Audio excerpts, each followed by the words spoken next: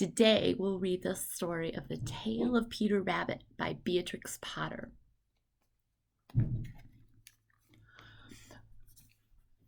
Once upon a time, there were 4 little rabbits, and their names were Flopsy, Mopsy, Cottontail, and Peter.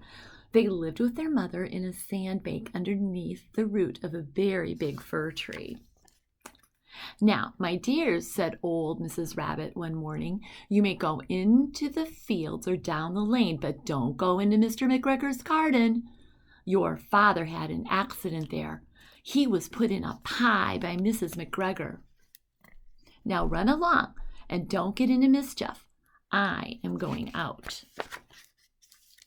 Then old Mrs. Rabbit took a basket and her umbrella and went through the wood to the baker's. She bought a loaf of brown bread and 5 currant buns. Flopsy, Mopsy, and Cottontail, who were good little bunnies, went down the lane to gather blackberries. But Peter, who was very naughty, went straight away to Mr. McGregor's garden and squeezed under the gate. First he ate some lettuces and some French beans, and then he ate some radishes.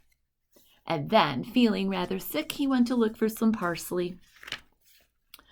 But round the end of a cucumber frame, whom should he meet but Mr. McGregor? Mr. McGregor was on his hands and knees planting out young cabbages, but he jumped up and ran after Peter, waving a rake and calling out, "Stop, thief!" Peter was most dreadfully frightened. He rushed all over the garden, for he had forgotten the way back to the gate. He lost one of his shoes among the cabbages and the other shoe amongst the potatoes. After losing them, he ran on 4 legs and went faster, so that I think he might have gotten away altogether if he had not unfortunately run into a gooseberry net and got caught by the large buttons on his jacket. It was a blue jacket with brass buttons, quite new. Peter gave himself up for lost and shed big tears, but his sobs were overheard by some friendly sparrows who flew to him in great excitement and implored him to exert himself. Mr. McGregor came up with a sieve which he intended to pop upon the top of Peter, but Peter wriggled out just in time, leaving his jacket behind him, and rushed into the tool shed and jumped into a can. It would have been a beautiful thing to hide in if it had not had so much water in it. Mr. McGregor was quite sure that Peter was somewhere in the tool shed, perhaps hidden underneath a flower pot. He began to turn them over carefully, looking under each. Presently Peter sneezed. "Achoo!" Mr. McGregor was after him in no time and tried to put his foot upon Peter, who jumped out of a window, upsetting 3 plants. The window was too small for Mr. McGregor, and he was tired of running after Peter. He went back to his work. Peter sat down to rest. He was out of breath and trembling with fright, and he had not the least idea which way to go. Also, he was very damp with sitting in that can. After a time, he began to wander about, going lippity, lippity, not very fast, and looking all around. He found a door in a wall, but it was locked, and there was no room for a fat little rabbit to squeeze underneath. An old mouse was running in and out over the stone doorstep, carrying peas and beans to her family in the wood. Peter asked her the way to the gate, but she had such a large pea in her mouth that she could not answer. She only shook her head at him. Peter began to cry. Then he tried to find his way straight across the garden, but he became more and more puzzled. Presently he came to a pond where Mr. McGregor filled his water cans.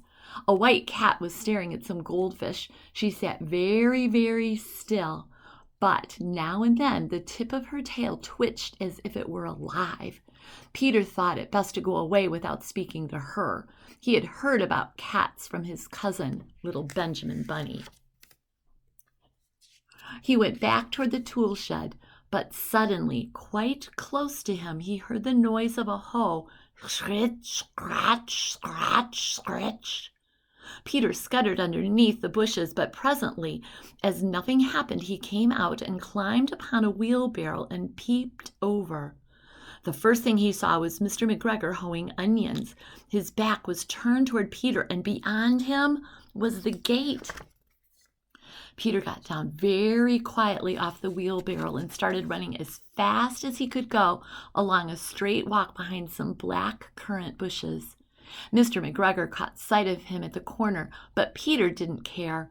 He slipped underneath the gate and was safe at last in the wood outside the garden.